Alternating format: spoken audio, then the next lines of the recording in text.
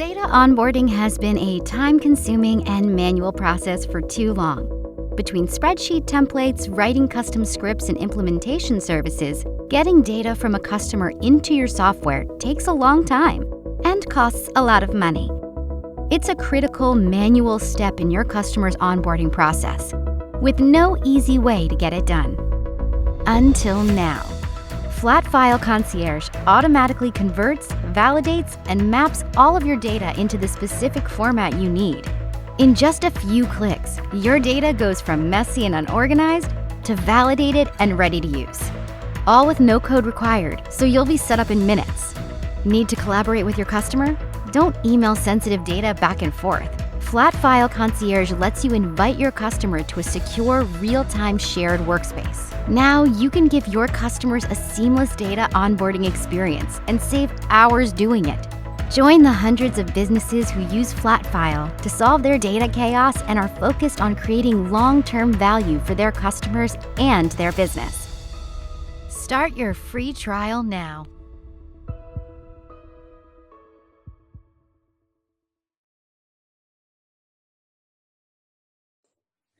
Hello and welcome back to the Customer Success Festival. I hope you're enjoying today's presentations. Just a quick reminder that you can join fellow attendees in our Slack community. Just follow the link at the top of the event website. And now, on to our next speaker. Good afternoon, everyone. My name is Jason Noble, and I'm going to spend the next 20 minutes or so talking about how customer success needs to be positioned as the growth engine for your business. A quick introduction about me first. I'm the VP of Global Customer Success at Vinley, leading our European business operations and our global customer success function, covering customer success management, support, onboarding and training. Vinley is a US headquartered technology startup in the world of connected cars. We're almost 7 years old now, and we drive value and insights for global mobility and automotive companies using mobility data. I've spent the last 25 years or so helping organizations across multiple industries to become more customer-centric, and I've built and led teams across all of the traditional customer-facing parts of the business, including service delivery, program management, customer support, account management, pre-sales, and of course customer success. I've worked with both major global brands and with more niche technology startups, and I always say that I work as the voice of the customer at the leadership table. I'm also the co-host of the Jason's Take On podcast series, a customer success focused podcast where we talk about challenges, developments and more in the world of customer success. And yes, I am married to an ex-customer, but I must emphasize that that's not part of any of my playbooks. I'm super passionate about being customer centric, and yes, it is all about our customers. There's been a fundamental shift in business over the last 10 or so years, bringing the focus back on the customer and for businesses to be more customer centric and not focusing solely on technology or products. This sounds strange sometimes, as you'll never hear someone saying that they weren't customer-centric. The reason that being customer-centric is so important is not only the obvious, that your customers stay loyal when they have good experiences and when they get the outcomes that they expect, but also as our customers keep evolving and changing, so too are the ways that we operationalize that. If you are customer-centric, it means that you're observing the evolution that's happening to your customers today and you're able to be agile in responding to that change. So what exactly do we mean by customer centricity and how do we define it? Is there a simple single definition? I really like this definition here. A business is customer centric when it delivers ongoing, growing value to and for their customers. I really like this because it includes a reference to something not just for the short term, it's ongoing. It refers to what it is, value, and who it's for, our customers. And it also allows for the term customers to include customers as we know them, employees, shareholders and investors. So it's a broad, all-encompassing term. Why are we here? A little bit of history first. A few years back, in the early days of SaaS, there was, and you could say that there still is, a massive growth in the number of technology products that organizations were using and in the complexity of those products. This in turn presented big and unexpected challenges of low adoption and low levels of engagement. This then contributed to problems with logo and revenue churn. Companies began to look then at investing in teams, people and processes to minimize this, and your customer success function was born. But it started its days as a very reactive business function, often without dedicated leadership or processes or tools. and there are still many companies that start like this today. The shift to being more proactive was and is the big next step, and by drawing on our customer success team's intimate customer knowledge, new growth opportunities with existing customers can be found. The focus is now about using customer success to both grow our existing services and keep driving value for our customers, and help create new services to deliver even more value for customers and help them grow.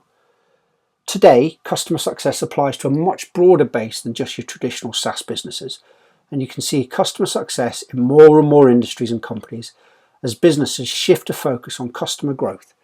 Customer success isn't sales, where we're seen by our customers as selling them services, and it's critical for our customers to understand this, to continue to build trust with us as a partner and with our customer success teams, and for us to position customer success as a real differentiator for our business.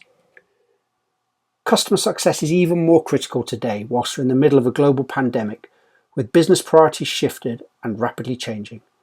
The experiences that your customers expect today have changed and so have their priorities. Many businesses have struggled with the huge business transformations that have been required as a result of COVID-19. Your customers are less likely to be concerned now about short-term growth, but about their actual ability to survive. Their own goals and outcomes have changed, and in some cases quite drastically. Customer success now is to help our customers to focus on their priorities, with us providing the services required to help when they need them. A couple of years ago, McKinsey talked about the next phase in customer success, or what they called Customer Success 2.0. As part of this, they defined a number of key elements that are needed for the new customer success. Number one, having an aligned go-to-market strategy with sales, marketing and customer success and the rest of the business all aligned around the customer. Secondly, creating sustainable funding models that reflect the true value of customer success to us and to our customers. Number three, utilizing advanced customer analytics to identify and target customer risks, customer opportunities, and of course, creating actionable insights from these. And number four, having customer success as a business-wide philosophy and approach, and it not being just about one team or one person, which it often can be when it's created as a purely reactive function. It needs to be both top-down and company-wide across the whole business. So why now? Why are we talking about customer success as a growth engine? Simply put, your customers don't want to leave. They want to achieve the outcomes that they came to you for and that have been promised. And yes, they want to get even more value from you. Customer success is becoming more mature with a much greater understanding of the need to focus on achieving business outcomes for our customers. Customers are actively seeking more value from us, and buyers and investors are getting more savvy about customer success and are exposed to many different versions of customer success from different vendors and partners. And as this happens, their understanding of which of these customer success offerings offer real value is growing and changing.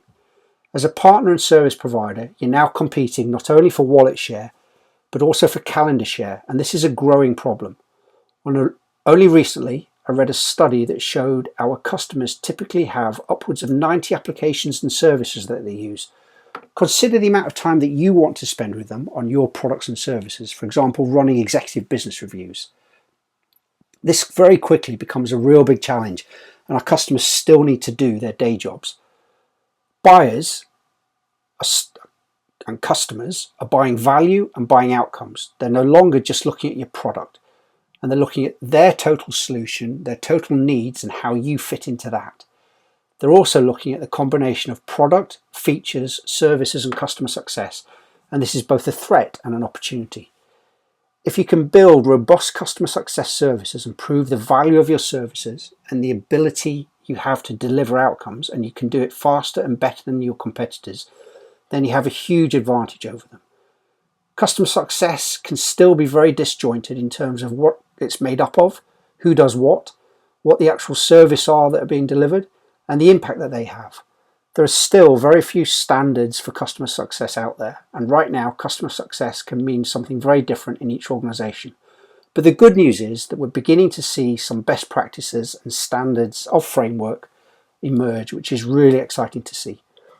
Customers might today not be evaluating the differences in customer success that different prospective vendors provide, but this is changing as they start to see the value in customer success, and they want to buy from the vendor who provides them with the most promising service that adds the most value for them.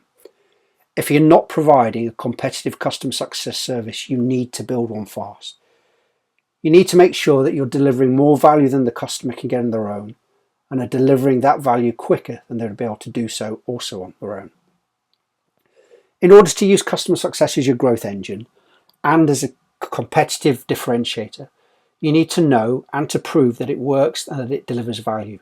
Ask yourself, are you innovating and leading when it comes to creating customer success? What results have you seen and your customers? What are you doing to get feedback and to prove the impact of your customer success efforts? You need to be able to prove the value of this and not just talk about it. One big challenge today is getting people to constantly drive adoption in this world of perpetual change. If you're going to use customer success as your growth engine, you need to be able to know what customer success looks like.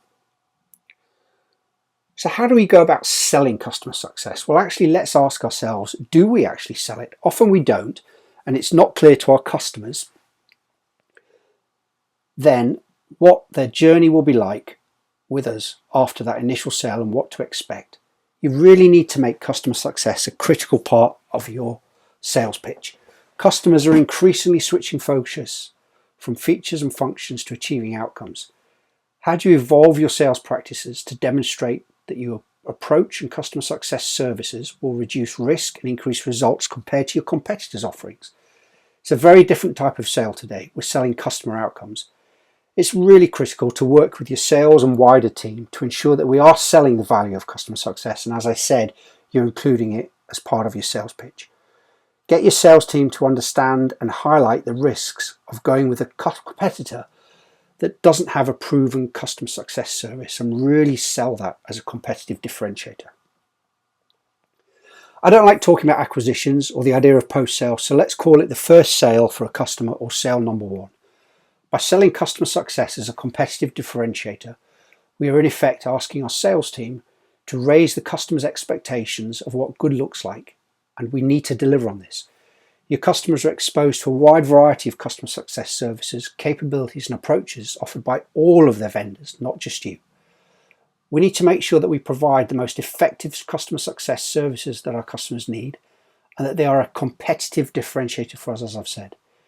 We then need to engage in a way that allows us to deliver against these high expectations that have been set. It's critical to understand and document what outcomes our customers are expecting, and to do this at an early part of the sales process, not after the sale when your customer success or onboarding teams do their first kickoff sessions. The handover process from sales needs to work, and you need to have all of the info before you begin that handover. Don't think handover either. Think more hand overlap. It implies more of a transition, which is really what it's all about. Having sales involved in the initial customer kickoff calls to introduce the team and the key stakeholders is really key. It is a transition and an important one, so I'd really encourage that. Now you need to get your customers to focus on the internal changes that they need to make and they need to drive around change management, user adoption, etc., so that they can take all of the steps that they need to internally to achieve their desired outcomes. You need to make sure you go through all of the processes of creating your customer journey maps and have your customers involved in that process. Don't do it in isolation as an internal only exercise. And have your customers create their own internal customer success team or success team that helps drive their own internal success using your products and services. And this group needs to work really closely with your own customer success team, but it's responsible for driving ongoing internal change and adoption in the customer. Let's talk a bit about continuous improvement. Our products and services are continually growing and evolving. This is why customers keep coming back to us. This is why we get new business. This is why we thought leaders in the marketplace. We need to also make sure that our customer success strategies and plans also evolve and grow as our customers themselves grow and change and as the market changes. How do you make sure you're always aligned with the market? How do you know what you're doing? How do you know if you're going in the right direction? A really key thing is to make sure that you plan to review your customer success strategy, processes and more, at least annually, and continually do market scans, keep testing yourself against benchmarks. You should constantly ask your customers for their feedback. What do they find most effective? What do they want you to provide? What are the things that they're still struggling with? What are the new things that other customer success teams providing them with that they have found effective? What else works with other providers? Ensure that you constantly review and adjust your services and operations based on this feedback. And of course, as part of this, ensure that you're constantly upskilling and developing your team. Who are your advocates? This is a really key thing. Customer advocacy is so critical now, as we want to use our customers to help us market, to help spread the message about what we're delivering. But do you know who your customers are? Do you know what they're saying? Are they saying the right thing? And are you constantly listening? Your customers are already talking to prospects and other customers. What are they saying? A key role for your customer success team is to drive advocacy. Make sure that you can build or start a voice of the customer program, and that you empower your teams to do something about the feedback from your customers. Align your company to allow people to take action based on the customer feedback you receive. There's a huge return on investment from finding out what went wrong and fixing it. Change things so that bad experiences don't happen again. And equally, when positive experiences have been delivered, make sure that you recognize your team and that you replicate that experience in a playbook that you can deliver again and again and again. Reward customer recommendations, customer referrals, case studies, videos, interviews, and customer blog posts. I want my customers telling other customers and the market about the value that we're bringing them and why they're a customer. The key thing is with all of this is to start now. There are a number of immediate things that we can do today to develop customer success as a real growth engine for us. Yes, we still need strategic level organizational changes, but there are things that we can do now. Firstly, create a customer focused mission statement and vision that impacts your customers and the value that you're delivering to them. I love this next one. Be a customer. Yes, role play. Role play as a customer and interact with your team in the customer's shoes. This is a real eye-opener, and I'm so encouraged to see more and more companies taking this approach. And often you get C-levels. The CEO can be a customer for a day. It's a really valuable exercise.